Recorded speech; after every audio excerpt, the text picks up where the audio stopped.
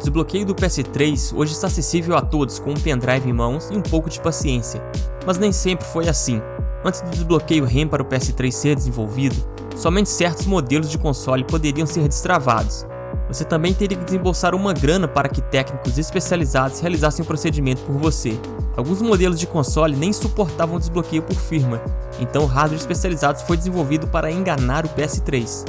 Nesse vídeo iremos conhecer como era a vida antes do PS3 RAM, quais desbloqueios estavam disponíveis, o que eles conseguiam ou não fazer. Assim como o Xbox 360, o PS3 também utiliza uma tecnologia chamada Hypervisor que visa monitorar e dar suporte a máquinas virtuais, dessa forma evitando que o software tenha controle total do hardware como ocorre no sistema operacional do seu smartphone ou PC. No PS3, o sistema operacional é chamado de Shell OS ou Game OS pela Sony, e foi baseado nos kernels FreeBSD e NetBSD, que para quem não sabe é da família dos Unix. Além do sistema operacional oficial, a Sony também dava aos seus clientes a possibilidade de instalar um sistema operacional alternativo no PlayStation 3, numa espécie de dual boot. Você tinha a liberdade de instalar qualquer SO compatível e os mais utilizados eram o Yellow Dog e o Red Ribbon, ambos baseados em Linux. Sob a tutela do Hypervisor, o Linux não conseguia acessar certos recursos de hardware, inclusive GPU. Portanto, hackers tinham uma grande motivação em quebrar a segurança do PS3 para conseguir rodar homebrews que tirassem todo o proveito do hardware do console. É o Hypervisor o grande responsável pela segurança do PS3, principalmente no que diz respeito à pirataria. Essa tecnologia elevou o patamar de segurança nesses consoles de 7ª geração, deixando o PS3 muito à frente do console anterior da Sony, o Play 2. Assista também o vídeo que fiz sobre o desbloqueio RGH no Xbox 360, onde falo um pouco mais sobre os Hypervisors. Até no ano de 2009, a segurança do PS3 seguia relativamente inabalável, apesar das tentativas já mencionadas de comprometer o Hypervisor. A Sony, observando que a coisa estava saindo de controle, optou por desabilitar a instalação de sistemas operacionais terceiros na tentativa de diminuir a superfície de ataque. Portanto, o modelo que seria lançado em setembro de 2009, o PS3 Slim, já não era compatível com essa funcionalidade.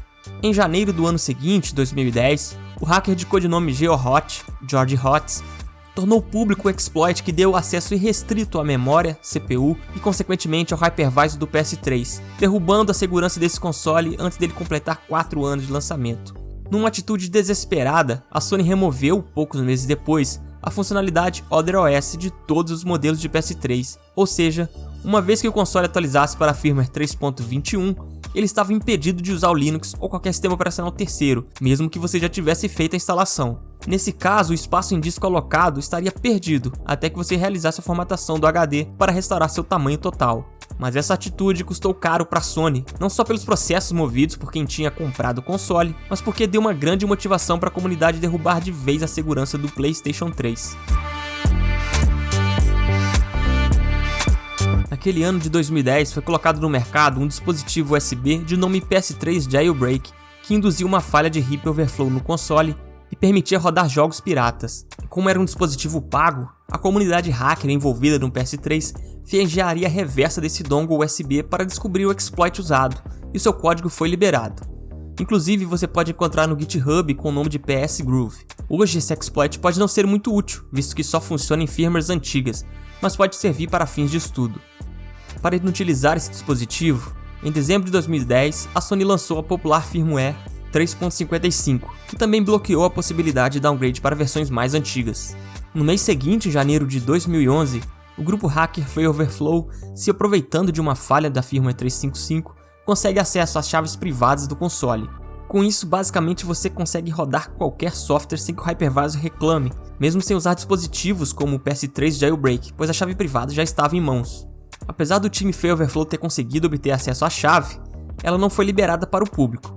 Quem o fez foi o hacker GeoHot, aquele que havia comprometido o Hypervisor. Não preciso nem mencionar que a Sony os processou logo em seguida, né? Dá uma cadeia.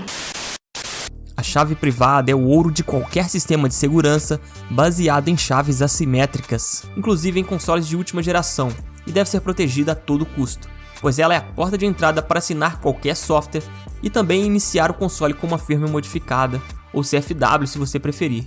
As custom firmwares foram ficando mais sofisticadas e populares em 2011, conseguindo rodar não só homebrews, mas também DLCs e jogos completos sem que você pagasse por eles. Mas o desbloqueio através de custom firmwares vai muito além disso. Através desse método, o usuário ganha basicamente controle total do hardware da máquina.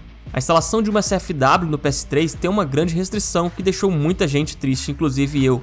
Somente consoles que saíram de fábrica com a firmware de versão 3.56 ou anterior são compatíveis, ou seja, somente os PS3 Fat e os primeiros Slims fabricados até meados de 2010 dão suporte a esse desbloqueio. Sendo assim, console desses modelos até um tempo atrás tinham mais procura e portanto um preço maior no mercado de usados. Até então, os modelos de PS3 Slim mais modernos e claro, o último modelo de console, o Super Slim, estavam de fora, e os jogadores teriam que se contentar em pagar pelos jogos, além de não conseguir rodar qualquer homebrew, como o nosso querido RetroArch. Fazer o desbloqueio por CFW também não era trivial. Era muito comum os consoles já estarem numa versão avançada de firmware, como por exemplo 4.50, sendo assim necessário voltar a firmware para a versão 3.5.5 antes de instalar uma CFW, procedimento esse conhecido por downgrade. Um dispositivo foi desenvolvido especialmente para essa finalidade, que era conectado à memória NAND ou NOR do console para ler a firmware atual. Em seguida, um patch é aplicado na firmware extraída e essa era regravada na memória. A partir daí você consegue instalar a CFW, desbloqueando as funcionalidades do console. Além do custo de equipamento, era importante a experiência de quem fosse realizar o procedimento, tornando o desbloqueio do console custoso. Mas isso aqui era investimento, pois salvou muita gente de comprar jogos caros, além de permitir rodar emuladores e homebrews à torta e à direito. Como mencionei, o procedimento de downgrade até hoje não é possível de ser feito em consoles mais modernos, que saíram de fábrica com firmware acima de 3.5.5, pois a Sony conseguiu corrigir a falha que permitia tal procedimento. Se ter um PS3 desbloqueado naquela época era complicado, imagina fazer esse tipo de vídeo. Dá muito trabalho, então peço para você já deixar seu like e se inscrever no nosso canal. Me ajude a bater a marca de 50 mil inscritos. Se nos PS3 mais modernos não é possível instalar uma firmware customizada, então qual é a alternativa? A alternativa para rodar jogos piratinhas sem ter uma CFW no PS3 era justamente enganando o console.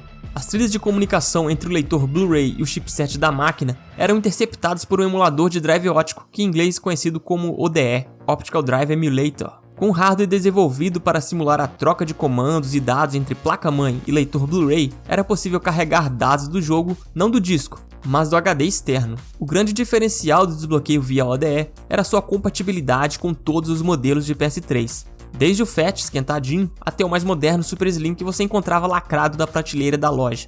Infelizmente esse desbloqueio era bem caro devido ao hardware especializado e da mão de obra, pois era necessário um técnico com experiência para abrir o console e fazer solda sem estragar seu amado PS3.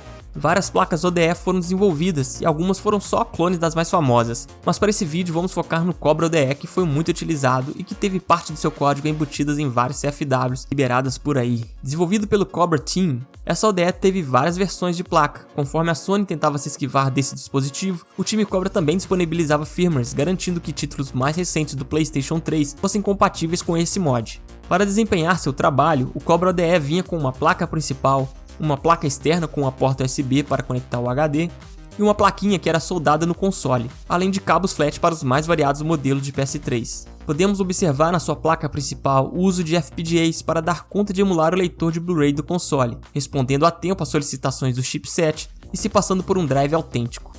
Para pôr o ODE a funcionar, era necessária intervenção física no videogame, processo conhecido como hard mod. Nenhuma mudança de firmware era necessária, até porque a ideia aqui era ser compatível com consoles que não davam suporte a CFW. Em consoles de modelo Fat, a instalação era até mais fácil, bastava desmontar o console para ligar o drive do PS3 na placa Cobra ODE, e essa por sua vez na placa-mãe através de cabos flat incluídos, sem necessitar qualquer solda. Em consoles Slim e Super Slim era um pouco mais complexo, alguns capacitores eram removidos e uma pequena PCB era soldada nas trilhas que trafegavam informações do leitor Blu-ray para a placa-mãe. O objetivo era sempre o mesmo, colocar a placa Cobra DE entre o leitor do console e a placa-mãe, interceptando os bits trafegados de um lado para o outro. Gostaria de compartilhar com vocês uma dica para quem é amante de consoles e jogos antigos, que é a série de livros Dossier Old Gamer.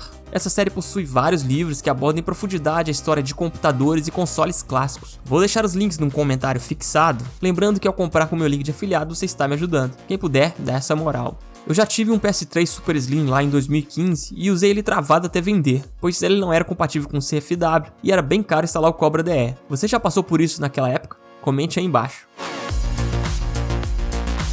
A CFW é o tipo de desbloqueio mais completo que podemos ter no PS3, até os dias de hoje. Com ele você consegue emular consoles antigos, rodar jogos alternativos, monitorar a temperatura do console e controlar a fan do processador, além de várias outras coisas que um desbloqueio de verdade tem a oferecer. Mas sua restrição ainda está de pé, somente modelos FAT e alguns modelos Slim são compatíveis. Se você é o feliz proprietário de um desses modelos, devo lhe informar que o procedimento hoje está muito mais fácil, e você não precisa abrir seu console para fazê-lo, graças a um exploit descoberto recentemente, o PS3 Exploit. Quando se trata de ODE, emulador de drive óptico, a situação é bem mais complicada. Ele perde muito, mas muito na praticidade. Sua instalação requer abrir o console e até efetuar alguma soldagem dependendo do modelo, além de não ser tão simples colocar jogos no HD externo. Para dar boot nos jogos também é mais complicado e requer paciência para fazer swap de disco cada vez que for jogar. Além disso, você não tem acesso ao hardware como em um desbloqueio por CFW, pois o ODE é somente um emulador de drive Blu-ray.